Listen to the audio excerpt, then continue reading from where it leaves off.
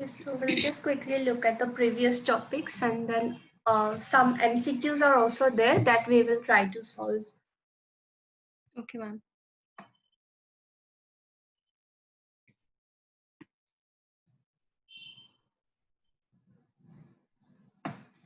So like from just like contract, they are also asking like which art section defines what, like section 2A talks about which word or which definition, section 2B what definition. So there are only like hardly 4 definitions are there. So you can try to remember that particular part. And also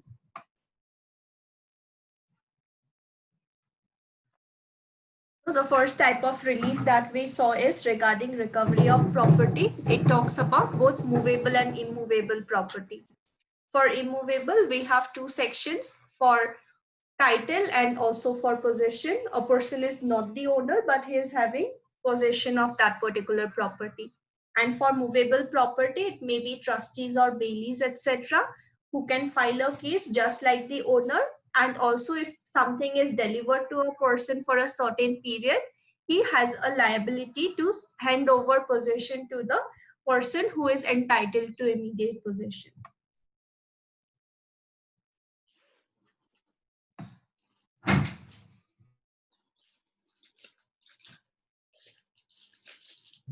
Then for specific performance of contract, we have specific performance of contract, that even though this right is given, whatever reliefs are otherwise available or whatever defenses are otherwise available, those defenses would be applicable even in these cases. And it is the courts who will enforce the specific performance of contract. Yeah. Section 11 is regarding trust, that whatever they have entered into regarding the, like working on the obligations of trust, that they should perform accordingly. But if anything is done outside the scope of trust or by breaching the obligations under that trust agreement, then for that we cannot ask for specific enforcement. Then for specific performance of part of contract, it is section 12.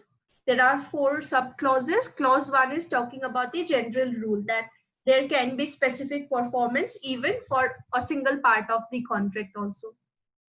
Clause 2 is for when the unperformed part is very small as compared to what is being performed. Clause 3 is when unperformed part is big and what can be performed is very small. And clause 4 is when both of these are, like 2 separate obligations are there, one can be performed, another obligation cannot be performed. So this is section 12 that talks about specific performance of part of a contract. Next is section 13. It talks about rights of purchaser or leasee against a person who is not having any title or who is having an imperfect title. So there may be certain cases when specific performance is possible, and there may be cases when specific performance is not possible. When possible, when subsequent interest is created, when concurrence is needed or discharge of mortgage property, when it cannot be, it is not possible, suit is dismissed for want of title, like the person is not having title and later on also he is not getting any valid title.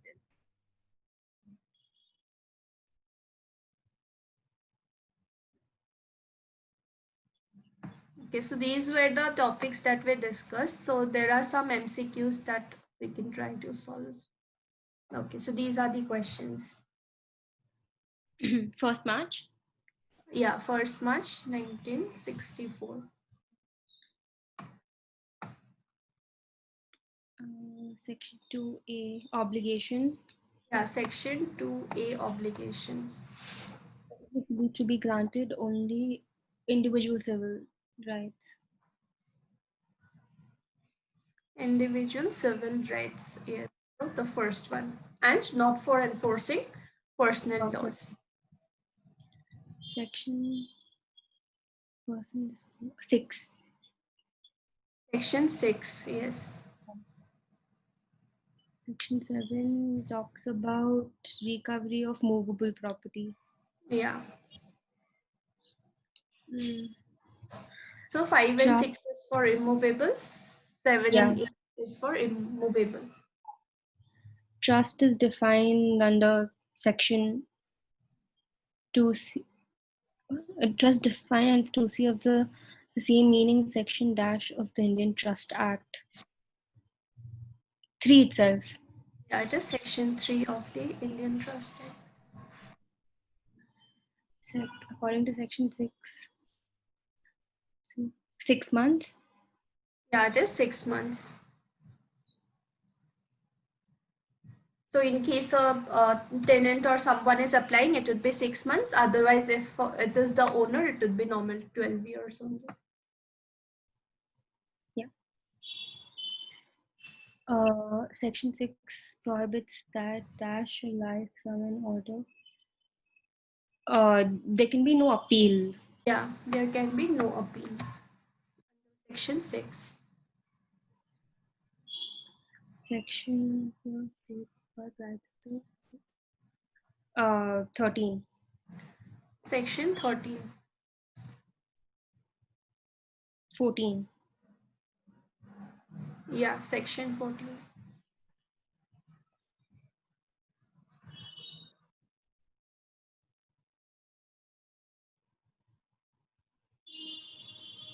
So even though we have seen like many provisions are there in one single provision only, basically what they are asking is like sections and all only. So even if you know the basic things that what is their specific performance, 4 different things are there. So I think this part only should be enough. Like they are not asking very conceptual things. So basic things only which section is providing for what kind of provision and all. Okay, so we'll continue with the remaining provisions. Yeah.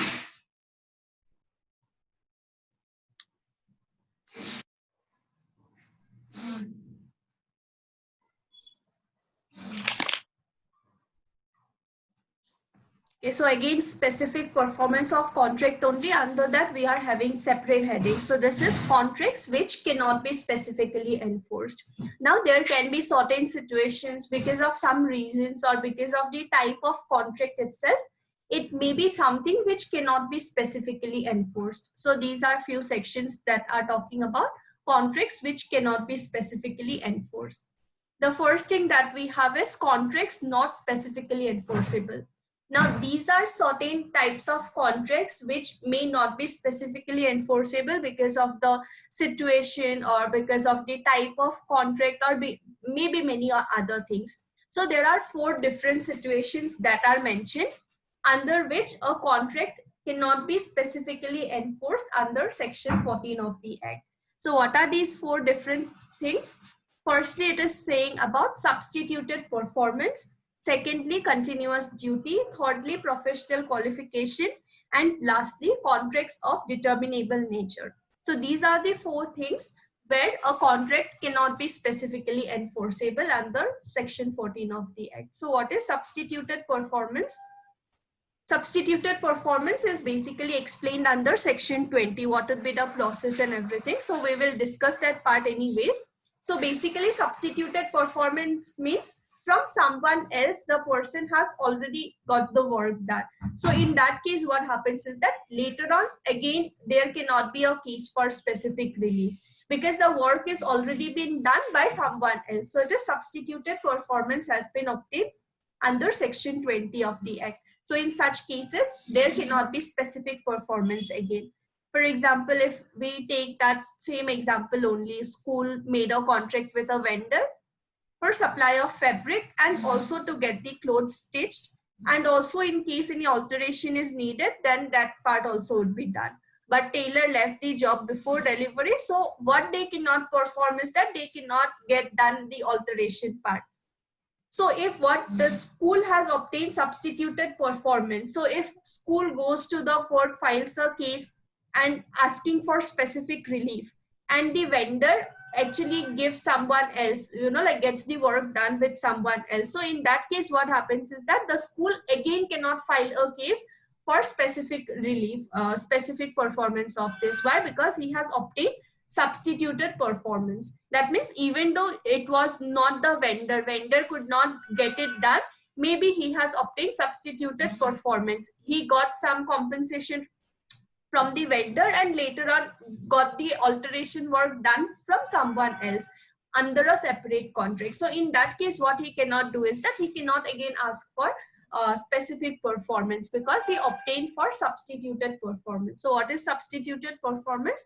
That is again explained under section 20 of this act. Second is continuous duty.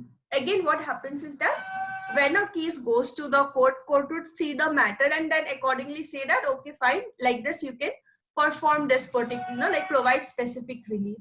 But court cannot monitor one single event for a lifetime, right? So what happens is that if anything is of continuous nature, continuous duty, in such cases, court would not go for supervising that work and ensuring that every time it has been done or not.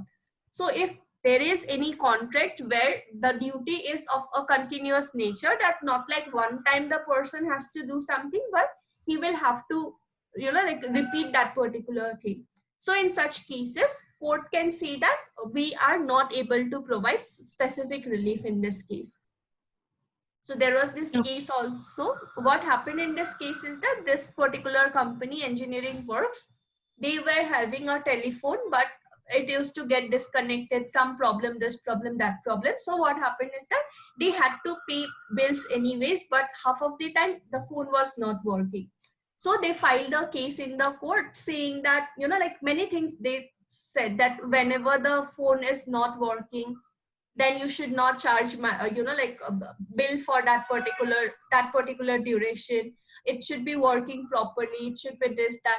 So now what court cannot do is that court cannot monitor that whether it is working for a lifetime or not. If it is not working, if the company is charging for that particular duration or not. So those things are those are something that is of continuous duty. So court cannot go and see for every single month whether bill is proper or not, whether phone was working for 30 days or not. So in such cases, court can say that it is a continuous duty, so we cannot provide for specific relief. So in such cases, court can just give compensation to the person for the loss suffered. So first is substituted performance. From someone else, he got the work done already. Later on, he cannot ask for specific performance. Second is continuous duty, something which would be coming every single month or after a certain duration of time. Court cannot supervise that particular work and provide for specific relief under it.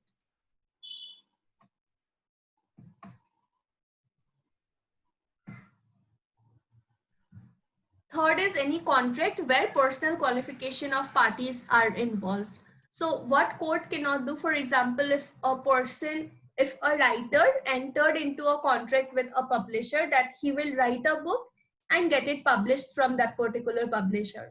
But later on, he feels that maybe it's not a good idea to write a book on that particular topic. So he refuses to enforce that contract. So in such cases, court cannot ask the writer that you should write the book and get it published from this particular person only. Why? Because it involves a personal qualification or a skill, which we cannot just enforce through a contract. The court cannot enforce it through a contract. Maybe if the person is not willing to write from inside, he would not write in a proper way or something like that. So in such cases also, court may not ask for specific relief because the contract is only of such a nature that we cannot just make a person bound to do that particular thing if he is not willing to do. So it may involve any sort of personal qualifications, personal skills, etc. And last one is contracts of determinable nature. So determinable nature as in a contract which may be brought to an end under a given situation. So take for example, A and B made a contract that they would set up a partnership firm and both of them would be 50% owners. So both of them are like half owners. So they are having same type of rights and everything. And they said that whenever any one of us wants, we can give a 7 days notice and we can bring this partnership firm to an end. So what we need is only a 7 days of notice and then we can end this partnership firm and all of that. So under the contract itself, they have mentioned this particular situation. So any contract between A and B regarding this partnership firm, for it, we cannot ask for specific performance. Why? Because the moment one partner approaches the court, the other partner can serve a notice and dissolve the partnership firm. So if the contract itself is of such a nature that it can be ended under any given situation, then also the parties may not ask for specific performance, because till the moment court gives an order, the contract itself would be, like, ended. So in such cases also, the court may not ask for specific performance of a contract. So is this part clear? 4 different types? Yeah. Yes, ma'am. So in detail, they are not asking. Basically, you can just try to remember this chart. That should be enough. Like section 14, what it talks about specific contracts which are not specifically enforceable. There are 4 different situations. First is substituted performance from someone else. He got the work done. Continuous duty, something that should be supervised. Court cannot supervise, so it cannot be given. Personal qualifications, we cannot just make a person bound to, like, act in a film or write a book or things like that. So it cannot be done. And lastly, contracts of determinable nature, a contract which can be ended under a given situation, maybe by serving 7 months, 7 days notice, maybe by providing like 1 month notice or things like that. If it is mentioned, then also they cannot perform.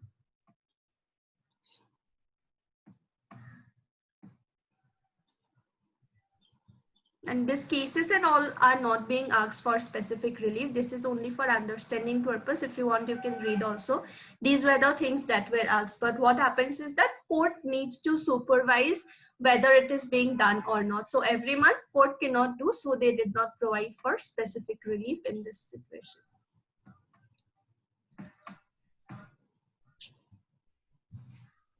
Okay, next there is one like section that has been added, section 14 clause A. So it talks about power of court to engage experts. So under CPC also we are having provision, under Evidence Act also we are having provision that if at any situation or any given point of time to decide a case, court feels that specific technical knowledge is needed, maybe on science or any other things, then court can ask for experts advice. So same may be applicable in case of Specific Relief Act also. So mostly what courts would do for matching handwritings and all, court may ask for experts opinion. Maybe for anything, if it is like very technical, very scientific or something, court may ask for experts opinion.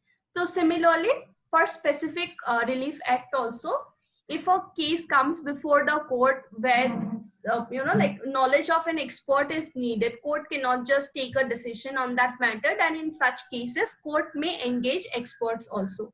So how it will be done? It will be done, it would be done at the discretion of court. So if the court thinks that it is better to ask for some expert's opinion, then they can ask for that. And they can assist on it for any specific issue and engage one or more experts. So whatever the court considers, it is fully their discretion. Whether expert's opinion is needed or not, how many experts to be consulted, all of that is discretion of the court. And what the court would do is that they would ask or engage an expert and then ask him to prepare a report on that particular thing, and also may ask his attendance in order to provide the evidences or production of documents, etc. on that particular issue. So the expert would give relevant information, and the court may also ask some other persons to give relevant information to the expert to produce and to provide access. So if an expert is engaged in order to, like identify handwritings, so the other persons should provide him access to that. So other persons should give him those documents and other things so that he can take a decision accordingly. And opinion or report given by the expert, part of the report examined by experts personally. So there may be examination or questioning or other things also from other part, and whatever cost is there, like experts, court would also pay the expert, right, for his report or advice. So all of those expenses would be borne by both the parties. It may be divided equally amongst both the parties, and court would also direct that this is the time when you should pay to the expert. So basically for Specific Relief Act also, there is a provision where court can engage experts in case it feels that for any particular situation or case, it is better to ask some expert on that particular matter. So court can do that. It is solely court's discretion whether they want an expert or not, and how many numbers of experts they want to engage. And also payment of fees would be from part of the disputing parties only. It may be divided amongst them, and then court would say that this is the time when you should pay to the particular person.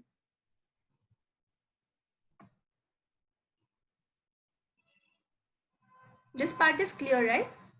Yeah, ma'am. So these two were for contracts which cannot be, this was contracts which cannot be specifically enforced, and also when the court can ask for experts' opinion. Next part is persons for or against whom contracts may be specifically enforced. Now we know that we can ask for specific performance of contract, but for or against whom we can ask for specific enforcement of those contracts. It is section 15 that talks who may obtain specific performance. So who can go to the court, file a case for specific performance of a contract. There are 9 different persons mentioned in this particular section, and all of these persons are entitled to ask for specific performance of a contract. Any party to contract, representative or principal, person beneficiary, person beneficially entitled under marriage or family settlement. So all of these are 9 people who can ask for specific performance of a contract under a given situation. Firstly, any party to the contract. If it is a normal kind of a contract which has been violated, the parties can, any party to the contract can go to the court and ask for specific relief. Then court would decide whether in that particular case specific relief can be granted or not. So the first thing that is mentioned is, in general, any party can go to the court and file a case. Then court would see the situation and everything. Then accordingly court may decide whether it can be granted or not. So this is the clause 1. Secondly, it says the representative in interest or principal, not involving personal qualification or skills. So the representative in interest may also ask for it, or even the principal may ask for it. Legal representatives can also ask for specific performance of contract if it does not involve any personal qualification or skills. Same like writing a book, acting in a movie, or singing in some concert. So in all of those, what happens is that personal qualification or skills are needed. In case the contract is such where personal qualification or skills are not needed, in such cases, even legal representatives or principal can also, or the legal heirs can also ask for specific performance. For example, A gave a property on lease for 5 years to B. After 2 years, A dies. In this case, A's legal representatives or legal heirs can ask for specific performance of contract.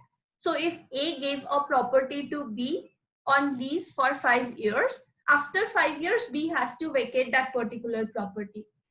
If that particular, during that particular 5 years duration, if A dies, his legal heirs, his son, daughters, they can ask for specific performance of this contract. They can ask that after 5 years, we should vacate that particular property. So in these cases, we do not need any special qualification or skills, etc.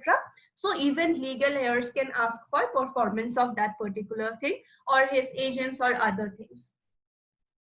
If there is an agency relationship and the agent entered into a contract with A for agency relationship, but before the contract is completely performed, the agent dies, but even the principal can ask for specific performance of this particular contract. So if under an agency relationship, agent is given the power to enter into contract with someone. Agent dies after entering into contract with someone else, even the principal can ask for specific performance of that particular contract from the other person. But sometimes what happens is that this type of contract or type of service, it may demand for personal qualification or skills. In such cases, representatives or principals cannot ask for it. For example, A runs a consultancy and supplies skilled and trained workers to various companies. Accordingly, A supplied an application developer to some company for 6 months, but the worker died after 1 month of joining. Company cannot ask A to complete the remaining part of the contract.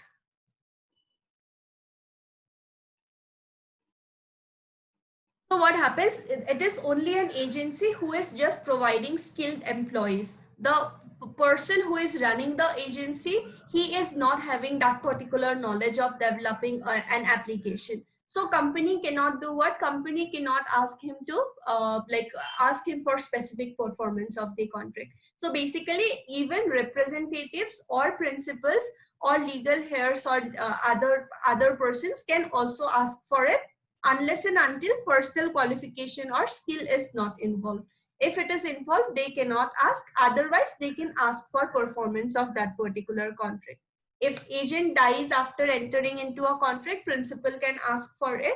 And similarly, legal heirs can also ask for specific performance of a certain type of contract. Is this part clear? Yes, ma'am. So third is regarding settlement on marriage or on compromise of doubtful rights between members of same family. So here again, it has to be in the same family only. Any person who is beneficially entitled. That means if there is a contract regarding settlement of marriage or compromise of doubtful rights, then whoever is beneficially entitled, whoever would be benefited if that particular contract is performed, can go to the court, ask for specific performance of contract. So what is settlement of marriage? For example, if a groom's parents, promise that if you get married, I will give you this particular plot of land. I would register this particular plot of land in your name after your marriage. So what happens is that after marriage is done, the groom can go to the court asking for specific performance of it if they had made the agreement in written. So what groom can do is that he can ask for settlement on marriage. He can ask for specific performance of the contract. What is compromise of doubtful rights between members of the same family? For example, if there is land dispute among 3 members or brothers of a family, and they made an agreement to make a compromise on the same, any of them can demand for specific performance of contract. So in case there is one particular property, 3 of the brothers are asking for ownership of that particular property, but the matter is not yet decided. So what they can do is that they may say that, okay, fine, rather than going to the court, what we can do is that we can divide this particular property amongst ourselves. They made the contract, but later on it was not performed. One person was only staying there.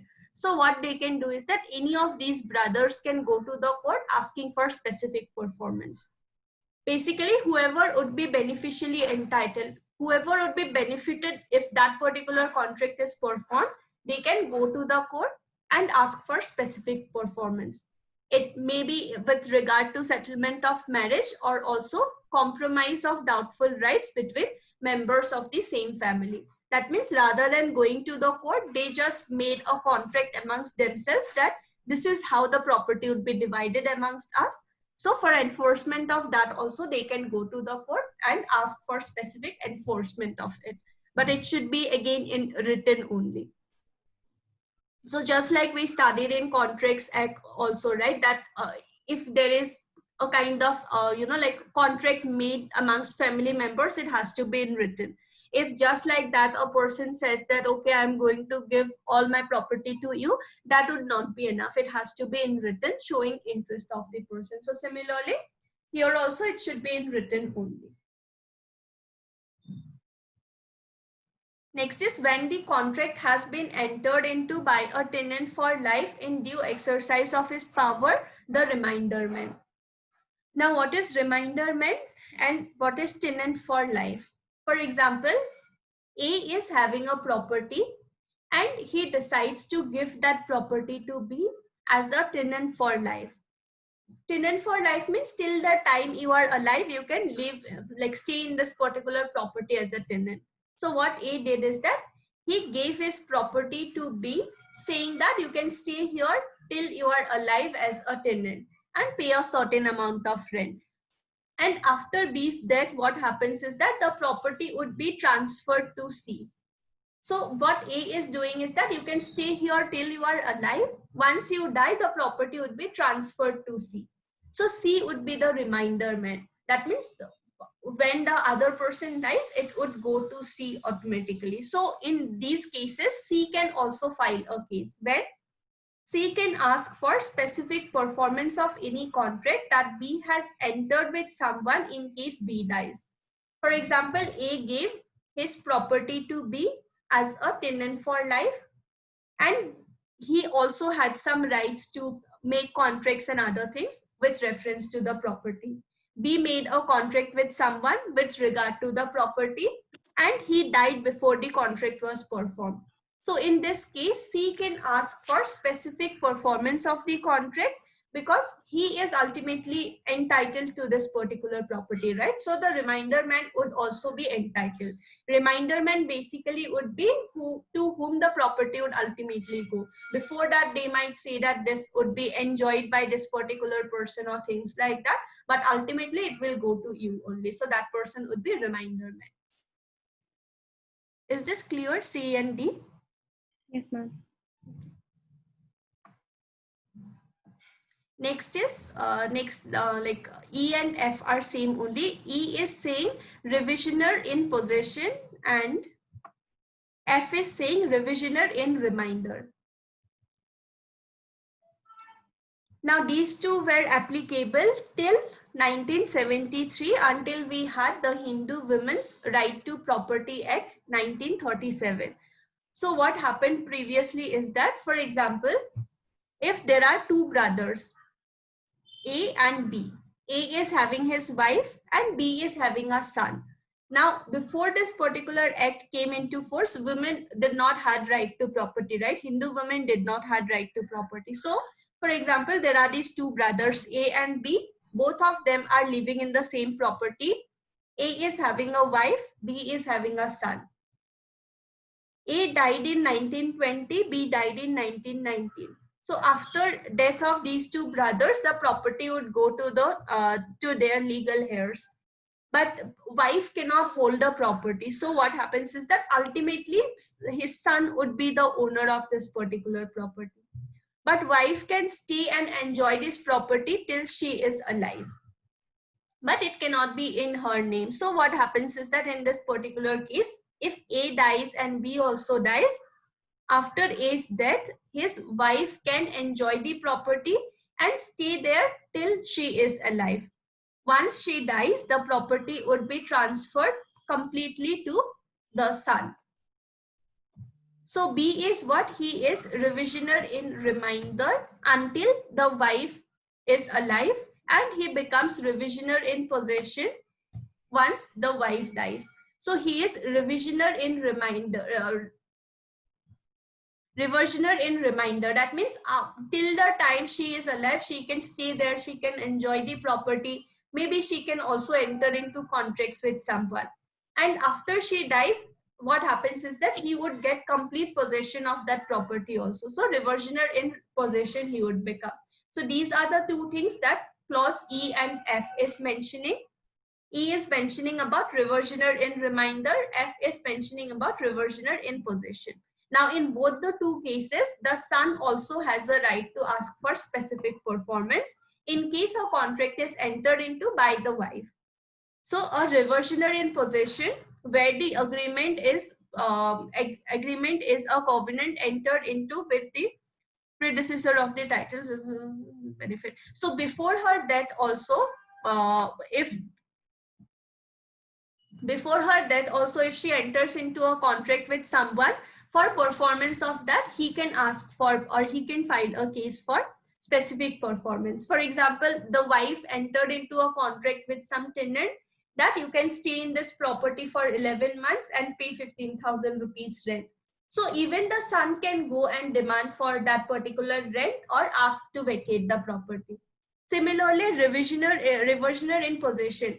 Once the wife dies, then also he can go to the court asking for specific performance of a contract. If there was a tenant staying there for 11 months, he can say that your like term is over, you can just vacate the property and also clear the remaining amount. So in both the two cases, the son will also have a right to ask for specific performance of the contract. Is this part clear, E and F? Ma'am, what was that thing that it was applicable before the Hindu Women's Right to Yeah, Property Act? yeah. I don't understand that. What does that mean? Like, so this is Okay, not so applicable anymore. no, if they're like, see, we do not know what type of contracts people might have entered into, so they have not removed this particular provision. So or might be there may be a contract also. For example, A and B are like two brothers. They made an agreement that the property was, you know, like bought by B. So he said that you can stay in this property till you are alive, but you would not get, you know, like a ownership of this particular property. So now also there might be a situation, but this is like previously properties were not, you know, like would not transfer to the wife. Now it might transfer. So now also there may be a situation. For example, B bought a property. A was not having any land of his own. So A may say that you can just stay in my property, but you cannot demand for ownership of this property. So even if he dies, his wife can stay in that particular property till she is alive, but ownership would not get transferred to you. So in that case also, if there is a son, wife enters into a contract, son can go and ask for specific performance of those contracts as well. Okay. Yeah, so this is this act I have mentioned because for this particular situation only I have mentioned. If both A and B were owners of the property, even then the property would not get transferred to wife. But now also there may be a situation if B is the owner and he says that you can stay in my property till you are alive, but you cannot demand for ownership of it.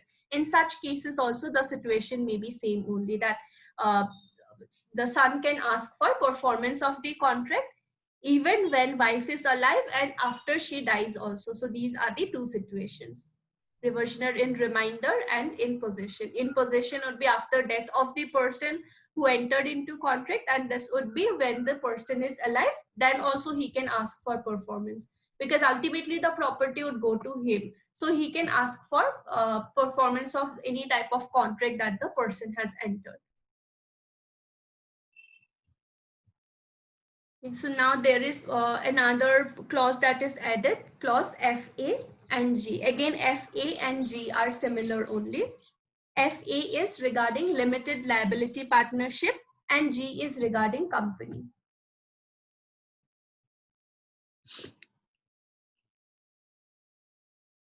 In both the cases, we can understand with the same key, like example only. For example, there is a limited liability partnership named as named as A.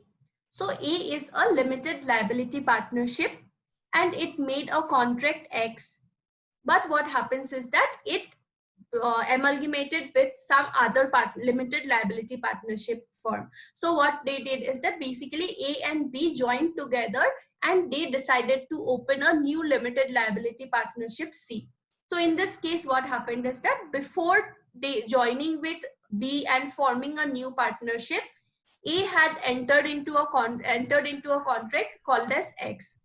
So after this new limited liability partnership is formed, then C will have to, perform it. So then C can file a case for specific performance of the contract X and get it performed. So the new limited liability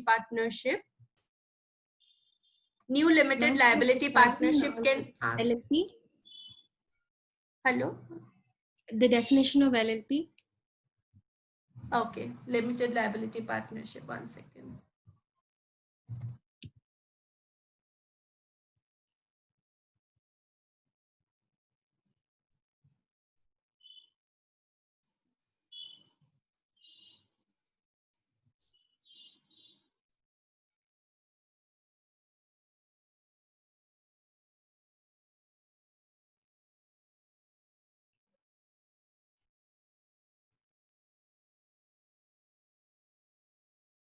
So each partner is not responsible for liabilities of another partner for misconduct or negligence. Normally in partnership, what we see is that all partners are like agents of each other. So if one partner does anything wrong, all the other partners may be liable. So limited liability as in, even though there are 2 or 3 partners, they may limit their liability, saying that they would not be responsible for misconduct of some of the other partners within them. Okay. So in such cases, what happens is that the new limited liability partnership would also have a right to ask for specific performance of a contract, even though it was a contract that was entered before they joined together and then formed a new partnership.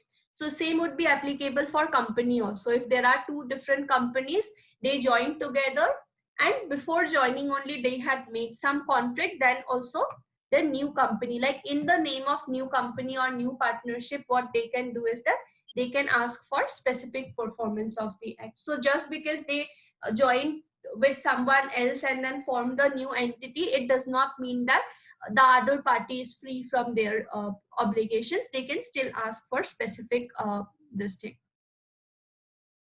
specific performance of the contract.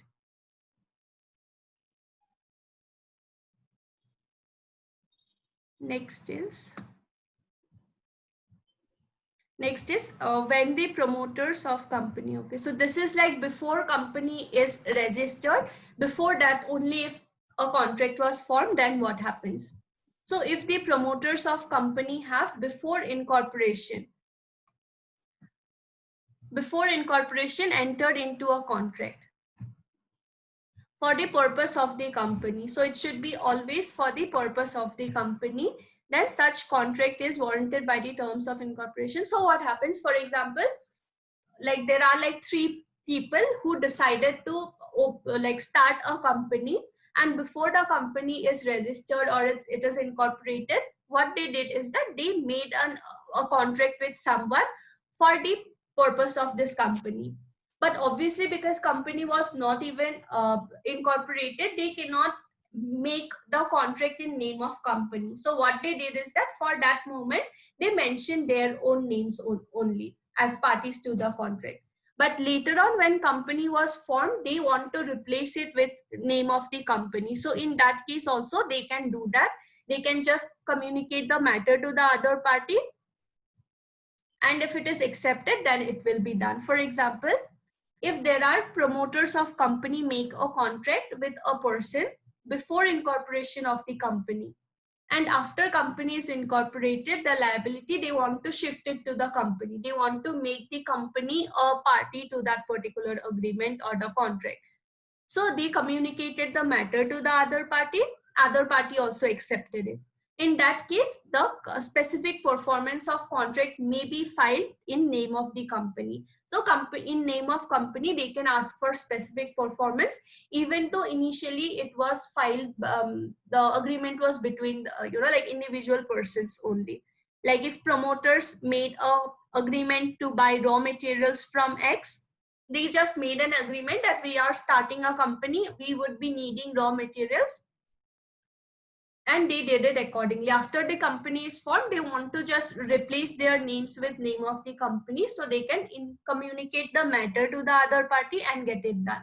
Then when the time comes for specific performance, case may be filed in name of the company also. So the party's name would not be mentioned, it would be the company whose name would be mentioned. Is this part clear? No, can you explain it again? Yeah. So this is for previous one that we saw was regarding company, partnership, etc. Right? This is what before incorporation of company. That means before the company is registered. Yeah. Before it is registered also, there would be like 2-3 people who would decide that, okay, fine, we want to start a company for this particular purpose. For this, we would be needing these things. So what they did is that they made a contract with someone that we want raw materials for our company and you should provide these raw materials. Agreement was already done, then company was formed. Raw materials were maybe supplied for 1 month. Next month, the person did not supply raw materials. they want to ask for specific performance. So what they can do is that in name of company, they can file the case. Now, why name is important? Because if there is a case in someone's name, it sometimes becomes difficult, like to get loans and all also it becomes difficult. A person would see that, okay, fine, you have like 5-6 cases in your name, maybe it's not a good idea to give you loan. So like this, what happens is that people do not want cases in their name. So what they can do is that they can shift, like mention name of the company in place of their name. But obviously, because before incorporation, they cannot just, company cannot make a contract, right? So for this particular purpose, the promoters can make a contract. Promoter as in the people who are deciding to form the company. So they can make a contract in their name. Later on, they can replace their name with name of the company, just to release themselves from any sort of liabilities. If a case is filed, it would be filed in name of the company or against the company, not in their individual names. So in such case, before incorporation, so this would be applicable only for before incorporation of a company. If promoters had made any contract, later on they can communicate the matter and replace their name with name of the company. So in that case, the company can ask for specific performance. Okay, ma'am. So these were the 9 parties or 9 people who can ask for specific performance.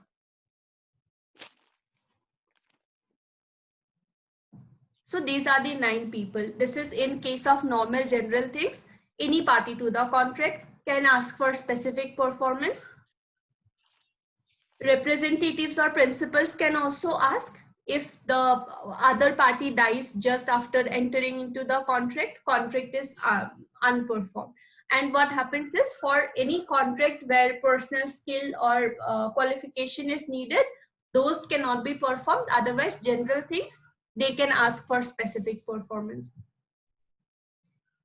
For marriage settlement, for marriage and family settlement, any people who would be benefited if that contract is performed, they can go to the court, ask for specific performance.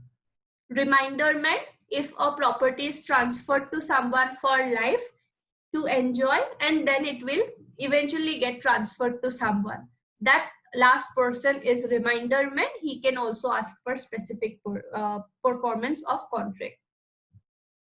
Reversionary in possession, till life, till the time a person is alive and he is enjoying the property, the ultimate owner would be reversioner in possession. He can also get the contract performed.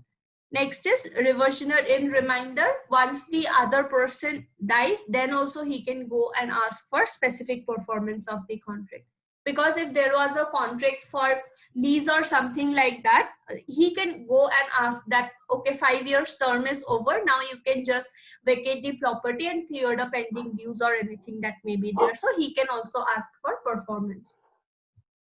New limited liability partnership, if 2 limited liability partnerships join together and form a new one, in name of this new limited liability partnership, they can ask for performance of any previous contracts that were there. Similar is the case with new company. If 2 companies join, form a new company, then they can ask. Last is company. Before incorporation or before registration of company, if the promoters made some contracts in their own name, they can replace their name with name of the company. In that case, company can also file a case for specific performance of the contract. Okay. Is this part clear? So you can just try to remember it accordingly, like it is just clauses A, B, C, D, E, F, F, A, G, and H. So if you remember the names also, that only would be like sufficient.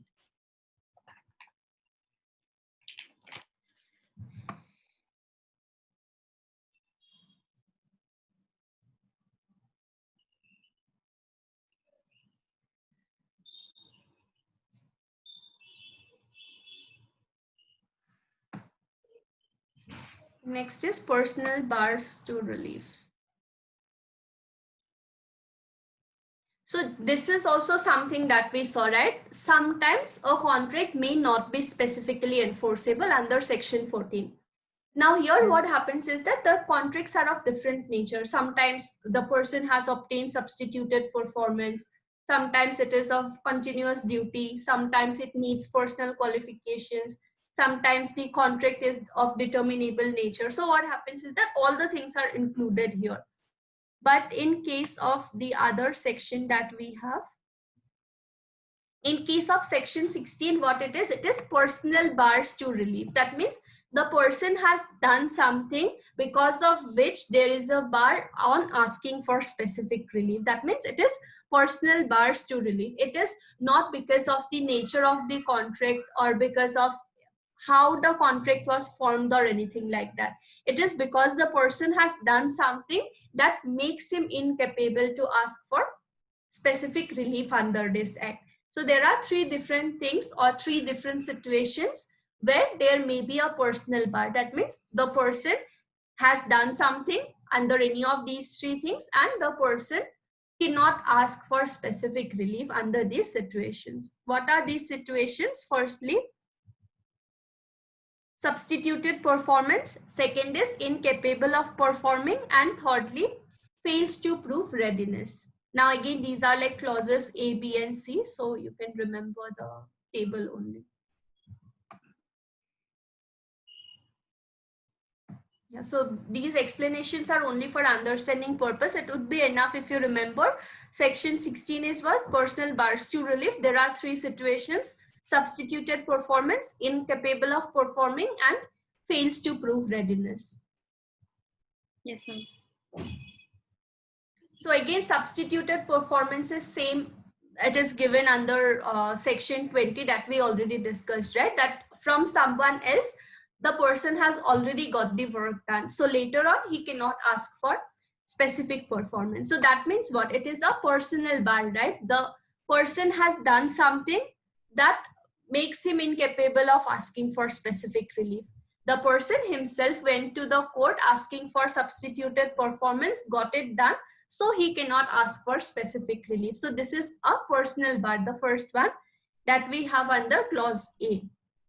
Clause B is incapable of performing. Now, incapable of performing the contract, there are many things again. Incapable of performing the contract, violates essential term of contract, or acts in fraud to the contract, or willfully acts in variance with the contract. So what happens here is, for example, A made a contract with B that he will buy B's farmhouse for 1 crore on July 25th, 2020. But what happened is that on 1st of July 2020, he was declared as insolvent by court. In this case, what happens is that he made a contract that he would pay 1 crore rupees on 25th of July in 2020. But before this date only, he was declared as insolvent by a court. In this case, what happens is that when he is declared as insolvent, that means he is not capable of making payments, or he is not even capable of clearing his dues or any debt that he is having. So how he would go and enforce this particular contract? That means what? He has become incapable of performing the contract.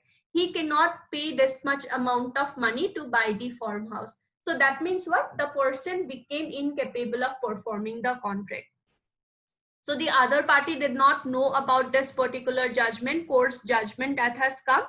So what happens is that he goes to the court and asks for so the person is like not willing to sell his farmhouse later on.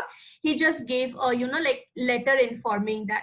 So in that case, the B cannot go to the court say asking for compensation, that the person should perform his contract, he should sell his farmhouse to me, or otherwise he should pay compensation. Why he cannot do that? Because he is not even capable of performing the contract. Even if the other person wants, to sell his farmhouse, he cannot even buy this farmhouse. So he cannot go and ask for specific performance in this case. Is this clear? Yes, ma'am. Yeah, so first is incapable of performing, as if the contract is regarding money or something, the person is regarded as insolvent by court, or some other situations the person himself has become incapable of performing. So later on, he cannot go to the court asking for any relief or anything like that. If a person promises to sing on a certain date, before that particular date, he becomes incapable of performing. He goes through some accident or something, he becomes incapable of performing. Then he cannot go to the court asking that I promised to sing. They are not, like inviting me to sing, so they should pay compensation. Why? Because even if he is invited, he cannot even perform his part of contract. So if he is incapable of performing the contract, he cannot go and ask for relief because it is his problem. So he cannot ask. So it is a personal bar that we have. Second is violates essential terms of the contract. That means in the contract, everything would be mentioned, right? One person has violated one essential term of the contract itself. For example, A made a contract with B for purchase of some custom made furniture, and he requested for use of a certain type of wood only for that. So why he made this contract, the main purpose was using this specific type of wood in that furniture. But that other person, what he did is that he used some other wood only. So in this case, the person cannot ask for specific relief.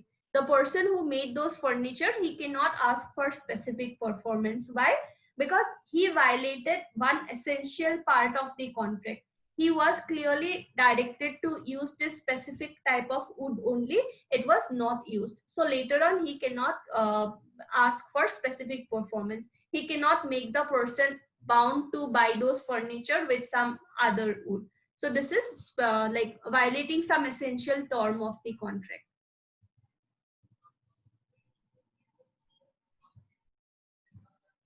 Next is if a person plays fraud on someone, then also he cannot ask. For example, A agrees to buy a brand new phone from B. In this case, what happens is that later on A comes to know that the phone that B wants to sell is already been used by B. So in this particular case, B cannot ask for specific performance of the contract. B cannot go to the court and say that A promised to buy this particular phone from me, so he should buy it. Why? Because B played fraud on A. A wanted to buy brand new phone from him, but he was giving a phone which he already used. So in that case also, he cannot ask for specific relief. And lastly, a contract made with B that he will buy B's firm for 1 crore rupees according to the agreement he promised. And him to know that the property he requested to perform the contract, we cannot demand for specific performance. So again, if there are like some variations. Third point is what? Last point is if subversion of the related contract. If some like a person wants to buy something, a contract is regarding something else. A wants to buy a certain farmhouse for 1 crore rupees, but the papers of that particular sale is of some other property. So in that case also, the person cannot be asked to specifically perform it. He cannot be asked to buy some other property for 1 crore rupees because he wanted to buy some other property only. So these are some personal bars that may be there if the person has become incapable to perform his part of contract. If what happens is that if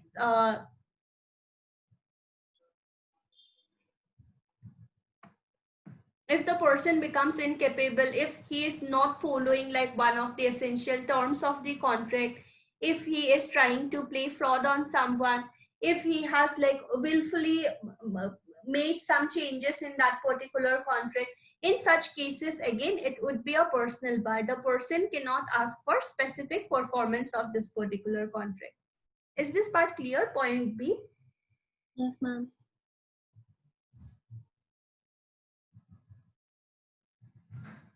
So there are these three personal bars that we have. Substituted performance.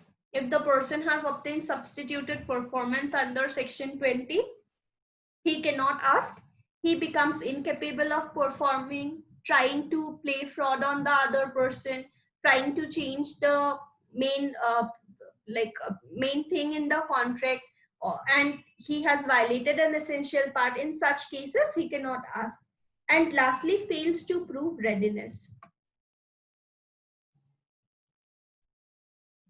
So fails to prove readiness, that he has performed or he is always ready and willing to perform his part of contract. So in this case, what happens if there is a contract made with a person, he has to prove that he is ready to perform his part of contract. Here A should prove that he is ready to sell his farmhouse. He has already made all the like papers and everything ready for this particular purpose. But if he feels that he is only not ready to perform his part, then also court may not provide specific relief. So B cannot buy the property paying 1 crore rupees if A is not giving the proper documents and things like that. So he should be able to prove that he is ready and willing to perform his part of contract.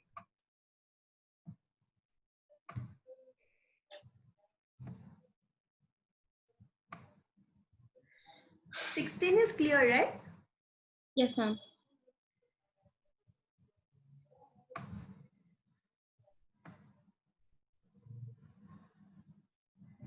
Okay, next is section 17. 17 is contract to sell or let property by one who has no title, not specifically enforceable. So here what happens, if there is a contract which is made by a person, it may be for movable or immovable property, for sale or for rent, etc. But what the person is having, the person is not having title of that particular property. The person is not having ownership of the property, but still he made a contract to sell that property or to give that property on rent. Or if he fails to prove his title when it is needed. So in such cases also, it would come under section 17 and there cannot be specific performance of contract. So there are these two clauses that we have. Firstly, it says a contract to sell or let any immovable property cannot be specifically enforced in favor of vendor or leaser who, knowing himself not to have any title to the property, has contracted to sell or let the property. Even after knowing that he is not the owner, he has made a contract that I will sell this particular property to you, or I will give this property to you on rent.